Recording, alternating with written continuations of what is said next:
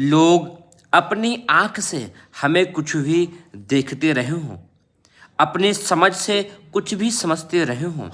किसी ने विद्वान, किसी ने तपस्वी, किसी ने तत्वदर्शी, किसी ने मांत्रिक, किसी ने लोकसेवी, किसी ने प्रतिभापुंज आदि कुछ भी समझा हो। हम अपनी आँखों और अपनी समझ में मात्र एक अति सहृदय, अति भावुक, अति स्नेही, प्रकृति के एक नगण्य मनुष्य मात्र रहे हैं। प्यार करना सीखने और सिखाने में सारी जिंदगी चली गई।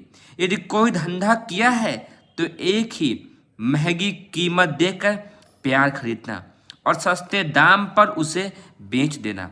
इस व्यापार में लाभ हुआ या घाटा, इसका हिसाब कौन लगाए। खाली हाथ नंग धड़ंग 8 पाउंड वजन लेकर आए थे, अब कपड़ों में लिपटा 116 पाउंड वजन लेकर जा रहे हैं। खोया क्या? पाया ही तो है। तब एक माँ और एक कुटुंब हमें अपना समझता था। अब कितनों की ही अहेतुकी अनुकंपा अपने ऊपर बरसती है, कितनों के ही अनुग्रह से अपने शरीर, मन और अंतःकरण विकसित किए हुए खोया क्या? पाया ही है। प्रेम के व्यापार में घाटा किसी को भी नहीं रहता, फिर हमें ही नुकसान क्यों उठाना पड़ता?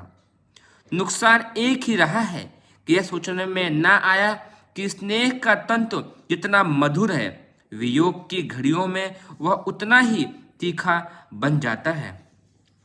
यदि यह मालूम होता कि आत्मीयता जितनी घनिष्ठ होती है उतना उसका वियोग असहाय होता है, तो कुछ दिन पहले से ही मन को समेटना, स्नेह तंतुओं को शिथिल करना और उदासीन बनने का अभ्यास करते।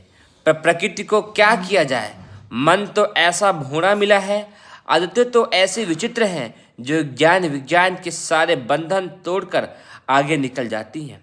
आत्मा एक है, हम सभी एक सूत्र में माला के दानों की तरह जुड़े हुए हैं।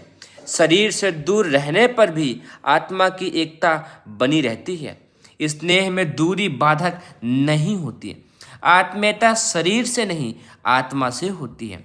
आदि आदि तत्व दर्शन हमने पढ़े तो बहुत हैं, दूसरों को सुनाए भी हैं, पर उनका प्रयोग सफलतापूर्वक कर सकना कितनी ऊंची स्थिति पर पहुंचने व्यक्ति के लिए संभव है, यह कभी नहीं सोचा था। लगता है अभी अपनी आत्मिक प्रगति नगण्य ही है। यदि ऐसा न होता तो अपने स्वजन, स्नेही और उनकी असंख्य उपकृतियां मस्तिष्क में सिनेमा के चित्रपत्र की तरह उभर